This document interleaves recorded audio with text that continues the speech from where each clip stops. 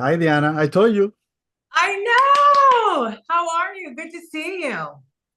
Good to see you. I'm doing great. How are you? Good. Happy to be here.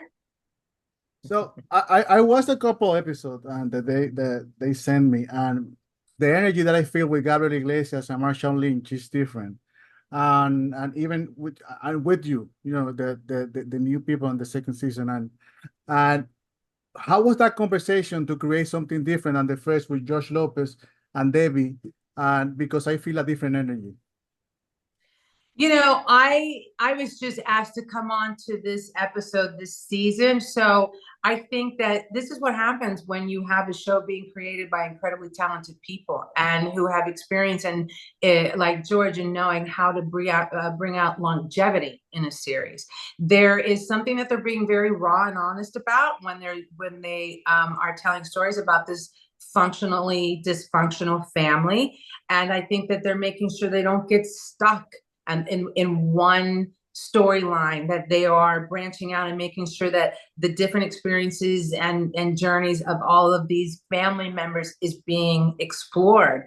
And that is doing two things. It's telling a story from the Latino culture flavor perspective, but it's telling stories that are very universal, that are happening in homes all over the world, whether you're Latino or not. So that to me is brilliance. That's what you do to bring in the eyeballs and to make a show like this resonate with big audiences, not just one. And that's what they're doing. But you say something important, and I want to take your word on that. It's about Latin stories, Latino stories, and the show last year had 4.7 viewers, which is amazing. It's 4.7 million. millions, yes, Mm-hmm. and telling a Latin Latino and American story.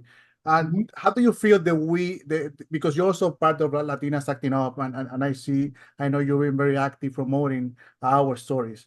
How do you feel that the industry is accepting now the presence of Latinos in TV and movies? It's something that the industry has kind of, they've swum around it. They tip their toe in it. They pull back. They dive. They get out. And it's just something that we haven't regulated yet as a mainstream theme. We should be. We're the largest population in the country. But this is an example, and the success of Lopez versus Lopez is an example of what are you waiting for? Create these stories with these actors, with these Latino perspectives, culture, flavor, and you will get your mass audience to come in and watch and support. And Lopez versus Lopez is easily proving that. It is not easy this day and age with as many networks and streaming platforms as we have to get 4.7 million viewers. That's a huge success. So it just goes to show we've been here. We haven't been hiding. We've been here in the industry, actively trying to get our shows being made, produced, and kept on the air, which is another thing, because they're easily yanked off the air. And this is very important. The other thing that I want to bring up, though, is that this was an example. Lopez versus Lopez is one example of Latinas being leads in front of the camera and behind the camera. We have Mayan and we have Selenis and we have Deborah Wolf, showrunner, creator. We have Desiree Proctor and Erica Harrell, who are Latina writers on Lopez versus Lopez. That's a big deal. And that doesn't happen every day for women, and it happens even less for Latinas. So the fact that that's happening, we have to highlight that. We got to celebrate it. And as a community, we have to show up and continue to support, because it's a business. So when they see their business being responded to, we get more. And also, you say something that I liked is that the functional dysfunctional family that the Lopez versus Lopez show. But I think every family is like that. And That's the universal element. That's what makes this show not just exclusive to Latina audiences. This is why they're so smart, because they're bringing about the human story, the human element. Families have all varying degrees of dysfunction, and you can watch this show whether you speak a lick of Spanish or not, or have ever had a plate of arroz con pollo, horchata, and you can watch it and be like, that is my uncle. yeah, That is my mother every day. Oh my God, my sister is exactly like that. No matter what your background is, that's the success of a well-written show. And that is what is also and any show you make, any show that's made, it's just the perspective of those characters. The human element may be universal, but it's just the perspective. So there's a billion Latino stories that we can tell that has happened in every life, in every home, but we just tell it from this flavor, this cultura, this perspective. That's how we do it. That's how we storytell. And I love the element they using comedy as a conductor of synchronizing with the audience, because audience, like, I don't know, for some reason, we, including myself, I connect more with characters and feelings and whatever you try to tell through comedy, even if you mix it up with drama.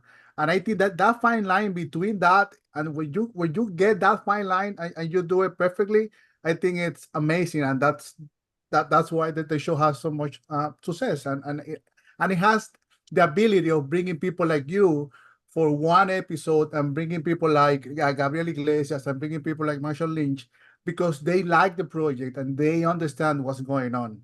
Yes, absolutely. There's no better experience in life than to laugh through tears. And, you know, one of the best things about Lopez versus Lopez is George's and Mayan's willingness to allow that vulnerability to come out and poke fun at it. Because there's something in there then for everyone to find relief. There is, you know, comedy relief, comedic relief is a true experience. It's a true visceral response from the mind and the body. And you hear more sometimes and see more when you're able to laugh at it.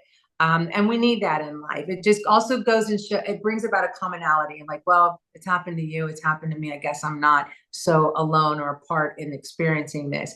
And by the way, then we can talk about a lot more if we can laugh through it a lot more. Exactly, that's my point. It's like having a conversation with a friend. And I remember by the first season, when I spoke with part of the crew, and I mentioned that a lot of stories are from real life, from Mayan and George, and I think I felt this privilege of knowing those stories and acting like whatever happened to them, because Mayan and George, you know, they're related. And that feeling of familiarity, it still feels in the show, and I think that's amazing. And it has to be a lot of the creative, with the writers, with that you mentioned, the female directors, they put their heart out there.